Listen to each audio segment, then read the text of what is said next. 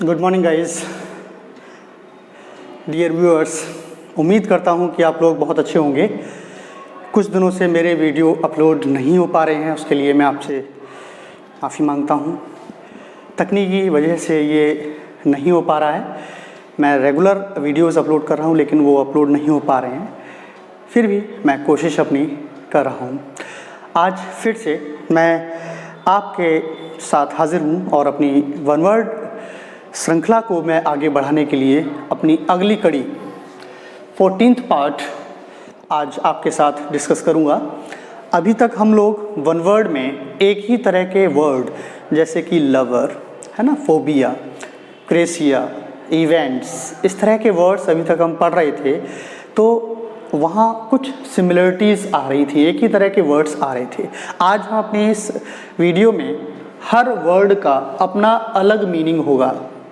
तो यहाँ मैं अलग अलग डिफरेंट वन वर्ड्स आपसे डिस्कस करूँगा। तो ये आपके लिए बहुत ही हेल्पफुल होगा। इसमें से बहुत से वर्ड्स हैं जो रेगुलर एग्ज़ाम्स में आते रहते हैं। मैं आपको उनको भी बताऊँगा कि कौन से वर्ड्स रेगुलरली आते रहते हैं एग्ज़ाम्स में। तो प्लीज़ आप इस वीडियो को एंड तक देखिएगा ज़रूर, तभी आपको इसमें कुछ बेनिफिट मिलेगा। तो प्लीज़ आइएगा, बिना किसी देरी के अपने वीडियो को स्टार्ट करते हैं। तो ये हमारा पहला वर्ड है एमनीशिया। एमनीशिया का हिंदी अर्थ होता है याददाश्त का खोना या कम होना, loss of memory. Next word is atheist. Atheist होता है नास्तिक। ठीक है, नास्तिक वह जो भगवान को नहीं मानता है। इसे हम बोलेंगे a person who does not believe in the existence of God. Theist इसका अपोजिट होता है, तो ये अपोजिट में भी आपका काम आता है। थियस्ट का opposite atheist. Astik A person who believes in the existence of God, जो भगवान को मानता है। एलियन। एलियन हम लोग अक्सर कर मूवीज़ में देखे हैं। क्रश मूवी है जो ऋतिक रोशन की मूवी है, उसमें एलियन आता है, मींस दूसरे ग्रह से। आजकल की जो हॉरर मूवीज़ होती हैं या यूँ कहें कि हॉलीवुड मूवीज़ होती हैं, उनमें भी हमें एलियन वर्ड यूज़ कर सुनने को मिलता है। तो एलियन जो होता है वह किसी दूसरे ग्रह का प्राणी, तो ग्रह जिसका वो नहीं हो। A person resist in country of which he is not a citizen, वह जो जिस देश में रहता है वह उस देश का नागरिक न हो, एलियन कहलाता है। आर्सेनल। आर्सेनल को हिंदी में कहते हैं शस्त्रागार, ठीक है ना। गोला बारूद भंडारण भी कह सकते हैं इसे। A place where weapons and ammunitions are stored, ऐसी जगह जहाँ पर गोला बारूद का भंडारण किया जाता है। Next is amnesty. एमनेस्टी होती है राज क्षमा।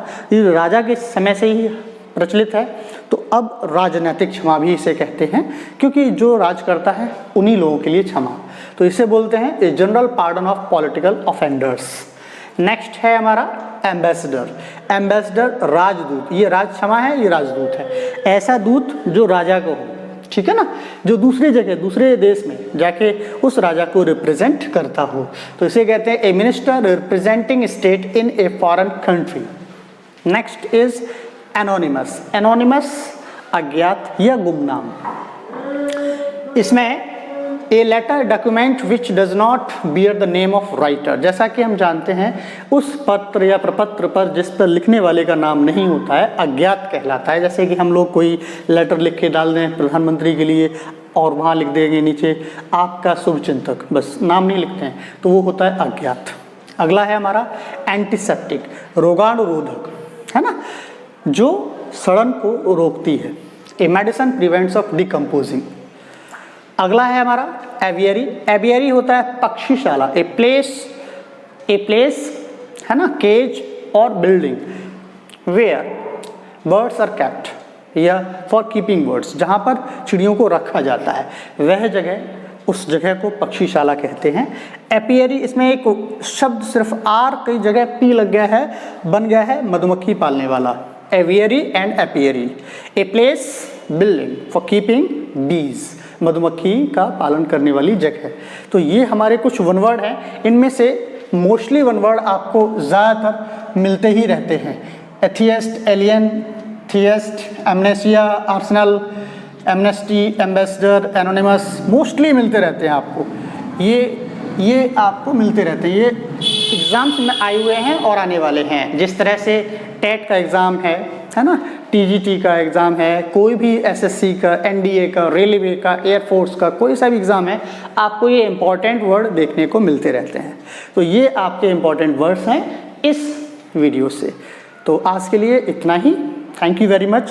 Please keep subscribing, sharing and liking. Thank you very much.